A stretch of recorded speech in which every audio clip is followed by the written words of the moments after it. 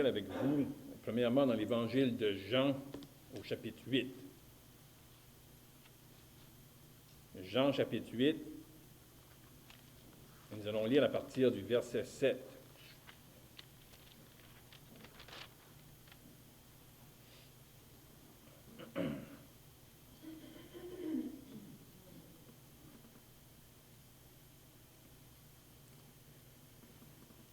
Comme il continuait à l'interroger, il se releva et leur dit, « Que celui de vous qui est sans péché jette le premier la pierre contre elle. » Et s'étant de nouveau baissé, il écrivait sur la terre. Quand ils entendirent cela, accusés par leur conscience, ils se retirèrent un à un, depuis les plus âgés jusqu'au dernier. Et Jésus resta seul avec la femme qui était là au milieu. Maintenant, on va aller dans l'Épître aux Romains au chapitre 2.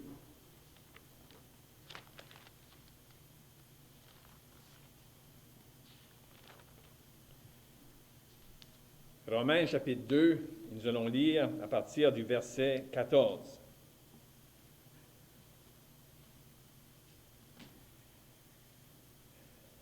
Quand les païens qui n'ont point la loi font naturellement ce que prescrit la loi, ils sont, eux qui n'ont point la loi, une loi pour eux-mêmes. Ils montrent que l'œuvre de la loi est écrite dans leur cœur, leur conscience en rendant témoignage, et leurs pensées s'accusant ou se défendant tour à tour. Maintenant, on pourrait aller dans l'épître, la première épître de Pierre, au chapitre 3.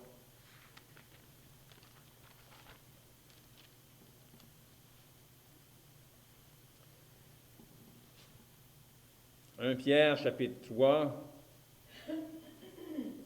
et on va lire à partir du verset 21. Ici, ça faisait référence à Noé et la construction de l'arche, puis le déluge qui est venu, et au verset 21, ça nous dit « Cette eau était une figure du baptême, qui n'est pas la purification des souillures du corps, mais l'engagement d'une bonne conscience envers Dieu. » L'engagement d'une bonne conscience envers Dieu. Maintenant, on pourrait reculer dans le livre des Actes des Apôtres, au chapitre 24.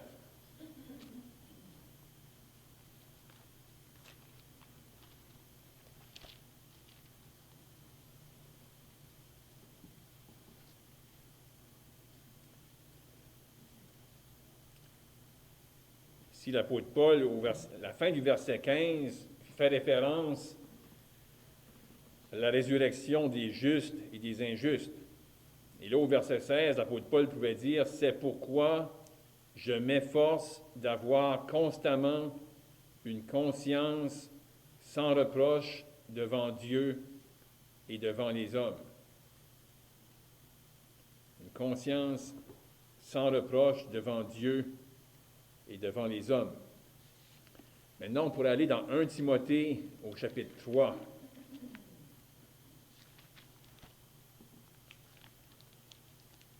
1 Timothée chapitre 3, et on va lire au verset 9.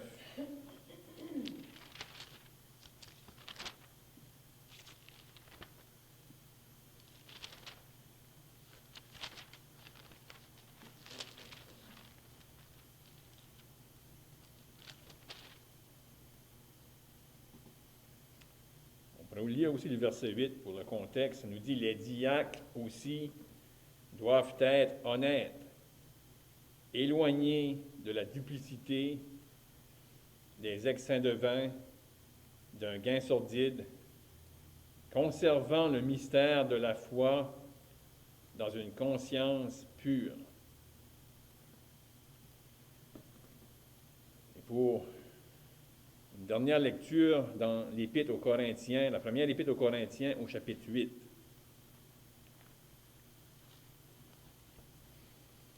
« 1 Corinthiens chapitre 8, et on pourrait lire à partir du verset 9.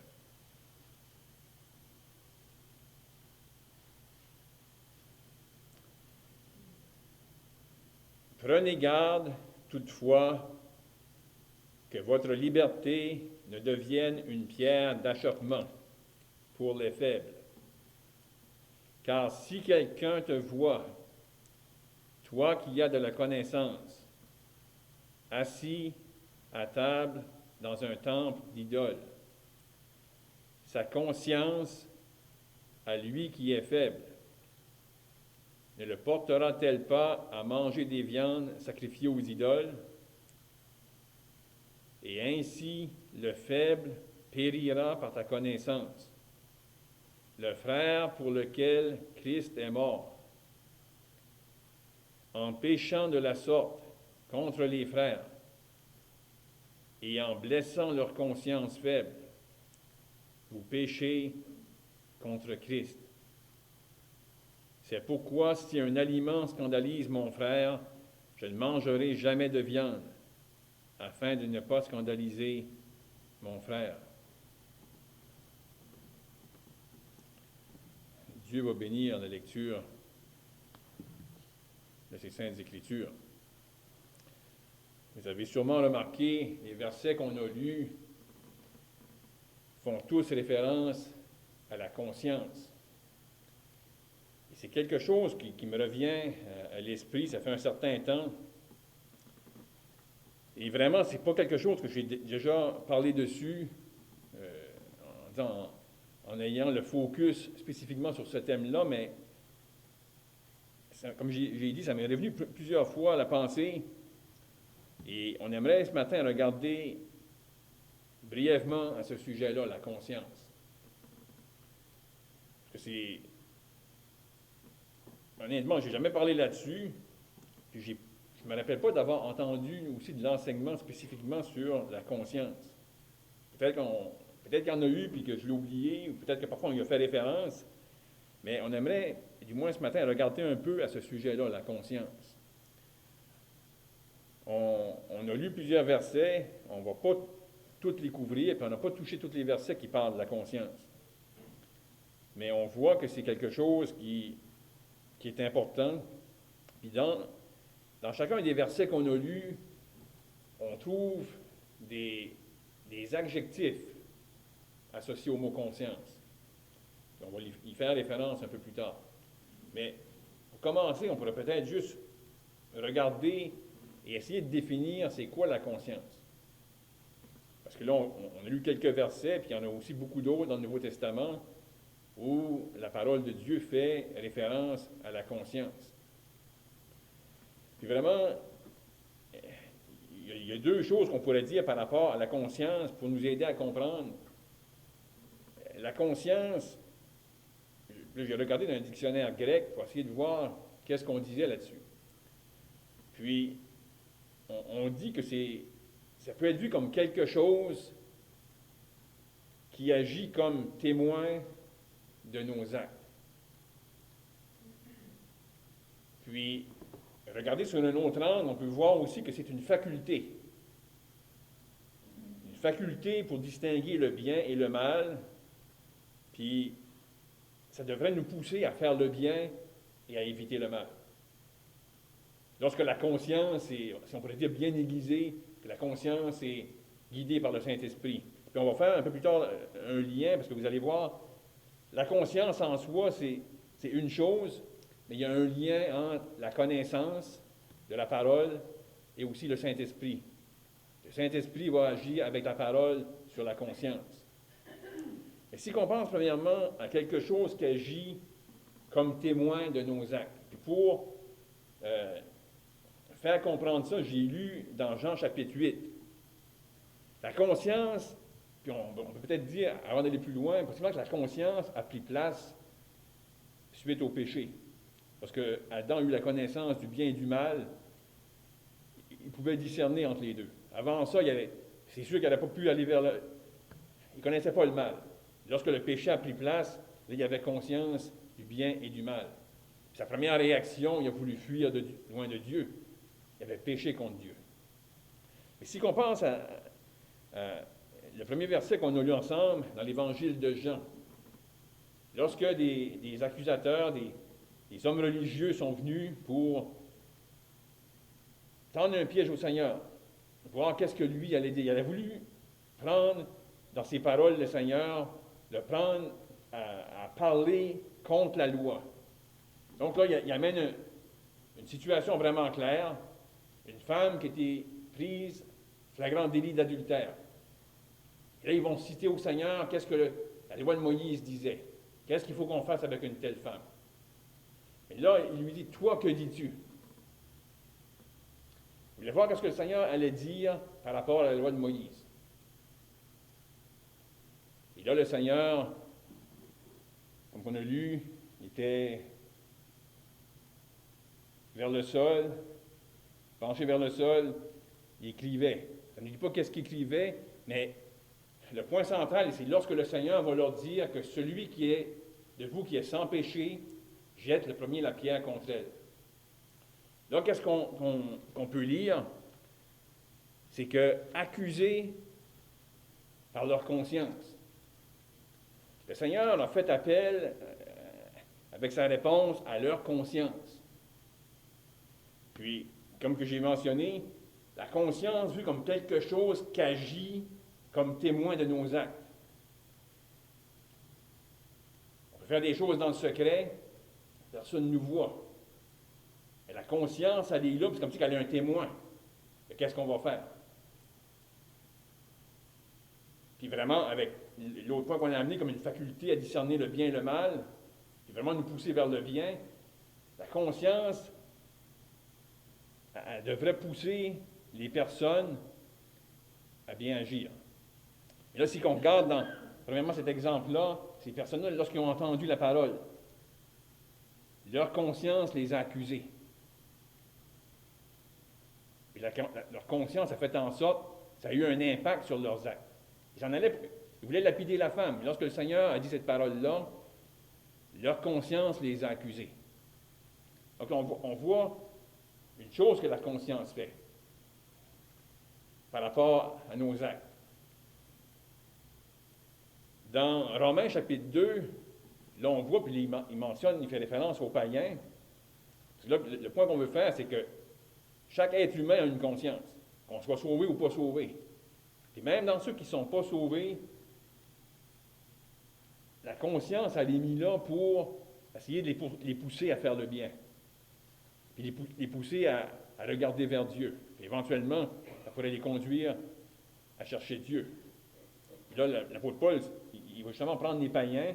Il dit, pourtant, les autres n'ont pas la loi, mais il y a une loi qui est écrite dans leur cœur. Puis leur conscience en rend témoignage. Puis leur conscience va faire en sorte qu'ils vont s'accuser ou se justifier, tour à tour. Donc, c'est comme si dans leurs actions, leur conscience va permettre de prendre une décision en ce qui concerne le bien, une décision en ce qui concerne le mal.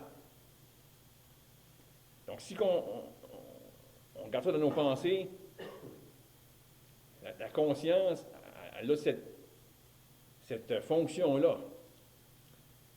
Puis chaque croyant, notre conscience, comme je dis, la conscience est là dans les croyants comme dans les inconvertis. Mais la conscience va être aussi liée avec la connaissance. Puis le Saint-Esprit va agir en utilisant les Écritures envers notre conscience pour qu'on agisse bien aussi. Mais on aimerait regarder premièrement, comme j'ai mentionné, avec le mot conscience, on a des adjectifs qui est associé pour donner certaines qualifications à la conscience. Regarder la conscience sous différents angles. Et la première chose qu'on aimerait regarder, c'est une bonne conscience. On a lu l'expression dans 1 Pierre, puis on aurait pu lire aussi ailleurs dans les Actes des Apôtres, une autre place où l'apôtre Paul il disait qu'il cherchait à avoir une bonne conscience devant Dieu. Et au moment qu'on a été sauvés, même si on n'avait pas de connaissance encore, très peu de connaissance, on avait un petit peu de connaissance en ce qui concerne le salut qui nous a été révélé, mais on n'avait peut-être aucune autre connaissance en ce qui concerne la parole de Dieu. Et au moment qu'on a été sauvés, on voulait plaire à Dieu. Puis, possiblement qu'il y avait des choses qui ne nous dérangeaient pas avant, puis que là, ça nous dérangeait. Le Saint-Esprit qui agissait en nous, avec la conscience, puis, justement, il y a des choses, peut-être qu'on avait faites avant, comme je dis, ça ne nous dérangeait pas, puis là, tout d'un coup, on était accusé de notre conscience. C'était mal. Et là, c'était vraiment, on pourrait dire, un travail du Saint-Esprit en nous, avec notre conscience. Puis éventuellement, qu'elle a utilisé aussi par la suite les Écritures, les connaissances de la parole de Dieu pour aiguiser notre conscience. Donc, on va y faire référence un peu plus tard. Mais là, une chose qui a pris place peu de temps après notre salut, puis qu'on voit l'expression une bonne conscience associée, c'est en relation avec le baptême. Lorsque l'apôtre Pierre fait référence à Noé, lorsqu'il a construit l'arche, puis que l'arche était dans l'eau, puis qu'il nous dit que c'était une figure du baptême, qui n'est pas une purification des péchés, mais l'engagement d'une bonne conscience envers Dieu. Donc, on peut voir que nous, même lorsqu'on a été baptisés, on a déclaré publiquement quelque chose, qu'on était mort avec Christ. Mais en le faisant, on manifestait aussi une chose, l'engagement d'une bonne conscience envers Dieu. Cette conscience-là qui, à la base, même dans chaque individu, Dieu veut que cette conscience-là les pousse à faire le bien. Mais on sait qu'éventuellement, sans le Saint-Esprit, en ayant le péché en eux, c'est impossible qu'ils peuvent toujours faire le bien. Mais la conscience est quand même mise là, on le sait, on peut se rappeler même avant d'être sauvé, il y avait certaines choses quand même que sans qu'on sache que c'est dans la parole de Dieu, comme je dis, il y avait des choses qu'on faisait sans que ça nous dérange, et il y avait d'autres choses quand même ça nous dérangeait, puis si on avait peut-être eu de la misère à expliquer comment ça se fait que ça nous dérangeait. C'est la conscience qui était en nous. Mais là, maintenant, sauvé, le Saint-Esprit veut agir sur notre conscience. Puis nous aussi, on a ce désir-là qu'on veut plaire à Dieu, qu'on veut faire la volonté de Dieu. Donc, l'engagement d'une bonne conscience envers Dieu. Ensuite, on a lu concernant l'apôtre Paul qui mentionnait que sa conscience, il s'efforçait d'avoir une conscience sans reproche devant Dieu et devant les hommes. L'apôtre Paul, lorsqu'il vivait sa vie chrétienne de jour en jour, il avait ce désir-là, il s'efforçait d'avoir une conscience sans reproche devant Dieu premièrement, mais aussi devant les hommes. Donc, ça devait être un exercice chaque jour dans la présence de Dieu, d'être sensible à qu'est-ce que sa conscience allait lui dire. C'était toujours à la lumière de la parole de Dieu, puis à la lumière de qu'est-ce que le Saint-Esprit cherchait à lui enseigner, puis aussi sensible à c'est quoi qu'allait être l'impact sur les autres. Il voulait avoir une conscience sans reproche devant Dieu, mais aussi devant les hommes. Parce que vous savez, il peut y avoir des choses parfois puis l'apôtre Paul, il s'est privé des choses légitimes. Il a agi d'une manière pour pas, on va faire référence plus loin, mais pour ne pas blesser la conscience de d'autres personnes. Il voulait avoir une conscience sans reproche devant Dieu, mais aussi devant les autres, devant les hommes. Puis il mettait un effort à ça, il s'efforçait. Donc c'est quelque chose que nous, on peut certainement regarder, puis si qu'on pense, comme on a fait allusion au baptême, l'engagement d'une bonne conscience envers Dieu, de s'efforcer d'avoir une bonne conscience, une conscience sans reproche devant Dieu et devant les hommes. Mais par rapport à ça, on va avoir un exercice à faire, de s'examiner devant la présence de Dieu. Ensuite, on a lu une autre expression dans 1 Timothée, chapitre 3. Là, c'était concernant les diacres, mais ça fait ressortir une autre vérité. Là, ça mentionne une conscience pure. Puis, je vais être honnête avec vous ce matin, je ne prétends pas pouvoir tout vous expliquer. Comme je dis, c'est un sujet qui... C'est la première fois que je le regarde pour essayer de l'étudier dans tout son sens. Mais du moins ici, l'idée de la conscience pure est amenée avec celui... Là, on a l'expression liée que... Conservant le mystère de la foi. Ça, c'est relié avec l'enseignement, les doctrines. Que celui qui va faire ça va avoir une conscience pure, mais on peut du moins faire un lien que la doctrine, elle est pure. La doctrine, elle est vraie. La doctrine, elle est sans défaut. C'est ça qui a été révélé par Dieu. Et quand est-ce qu'on veut présenter ces choses-là qui sont pures, qui sont saintes, ben, on va chercher à avoir une conscience pure. Je pense que le mot pur, elle peut être associé ailleurs, et là, on veut le faire un certain lien entre la pureté de la conscience et la pureté de l'enseignement. Parce que vraiment, qu'est-ce qu'on amène, c'est pur. La vérité de la parole de Dieu, elle est pure. C'est vrai, c'est infaillible. C'est quelque chose sur lequel on peut s'appuyer. C'est des choses qui vont être attaquées. C'est des choses que, par le monde, par le diable, on va essayer de changer. Mais ces vérités-là qui sont vraies, qui sont éternelles, qui ne vont pas changer, de les amener, de les enseigner. Du moins d'essayer de les amener devant le peuple de Dieu et de les enseigner. Là, on a appelé à avoir une conscience pure. Les deux autres portions qu'on a considérées, en fait, c'est une portion, mais que là, on voit deux autres qualificatifs associés au mot conscience. C'est dans 1 Corinthiens, où là, on parle d'une conscience faible. Puis vraiment, si on recule juste au début, j'ai mentionné que la conscience était cette capacité-là, ce qualificatif-là, cette faculté-là de pouvoir distinguer entre le bien et le mal. Mais là, on le voit dans l'enseignement de l'apôtre Paul qu'il y avait certains croyants peut-être qui avaient eu de la difficulté à discerner certaines choses. Il avait vu certaines choses comme mal, qui n'étaient pas mal en soi.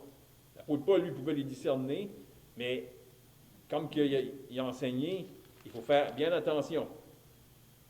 Il faut faire attention que cette chose-là ne donne pas une occasion de chute. Prenez garde toutefois que votre liberté ne devienne une pierre d'achoppement pour les faibles. Puis là, l'apôtre Paul, en amenant cette chose-là, la conscience qui peut être faible. La conscience qui est faible ne veut pas dire que le croyant n'est pas spirituel. Ça, il faut être clair. Parce que la conscience, à la base, le croyant, il veut bien faire. Il veut faire la volonté de Dieu. Il ne veut pas pécher contre Dieu. Sa conscience, elle va être guidée. Il y a comme une base de discernement. La conscience va nous guider un peu en ce qui concerne le bien et le mal. Il va y avoir un lien aussi avec la connaissance. Il y a des choses que si on n'a pas compris, on pourrait les voir mal, mais ils ne sont pas nécessairement mal. Mais là, dans cette situation-là, il y a une personne que, comme l'apôtre Paul amène ici le point, une conscience qui est faible. Par rapport à ça, à juger une chose qui est bien ou une chose qui est mal. L'apôtre Paul, il met bien clair devant les Corinthiens. Il faut faire attention comment est-ce que vous allez agir. Parce que là, il amène un autre point. Que là, ça, c'est vraiment grave. C'est vraiment grave selon l'apôtre Paul, puis selon Dieu, mais parfois, je pense qu'on n'a pas fait attention. On a peut-être tous été coupables un peu de ça. Si vous ne l'avez pas été, ben, donnez gloire à Dieu. Mais de parfois avoir voulu imposer, ou si on prend l'exemple ici, tu as un croyant que lui, les viandes, la façon qu'il voyait les viandes sacrifiées aux idoles, il les voyait d'une façon. Puis on aurait pu agir d'une manière qu'on blesse sa conscience. Parce que lui, la façon qu'il voit la chose, il va s'en priver des viandes sacrifiées aux idoles. Mais on pourrait agir d'une manière, on pourrait lui parler d'une manière qu'éventuellement, il va aller contre sa conscience. Parce que là, il est déchiré. Là. Sa conscience le pousse d'une façon, mais on essaye, peut-être avec l'enseignement qu'on donne, de le faire agir d'une autre façon. Puis là, l'apôtre Paul, il amène un point que, moi, ce matin, je ne peux pas tout vous l'expliquer, mais du moins, même un simple enfant pourrait comprendre que ce n'est pas correct. On blesse leur conscience. Qu'est-ce que ça fait au juste dans la conscience? Je ne peux pas tout vous l'expliquer. Puis un enfant ne pourrait pas vous l'expliquer. Mais un enfant qui s'est blessé, puis là on arrive, on lui dirait, cette personne-là, sa conscience a été blessée. Il pourrait dire, il a fait mal. Ça fait du tort. Il a été blessé à sa conscience. Donc, il y a cette possibilité-là qu'on peut agir d'une manière qu'on blesse la conscience d'une personne. Puis, on a d'enseignements ailleurs pour savoir comment agir, mais c'est justement, on a l'exemple qu'il faut faire bien attention. Parce que la personne qui agit d'une manière, puis qu'elle veut plaire à Dieu, elle veut faire la volonté de Dieu, oui, il y a peut-être quelque chose qu'elle n'a pas compris, mais je ne peux pas, il faut que je sois délicat avant d'essayer de le convaincre.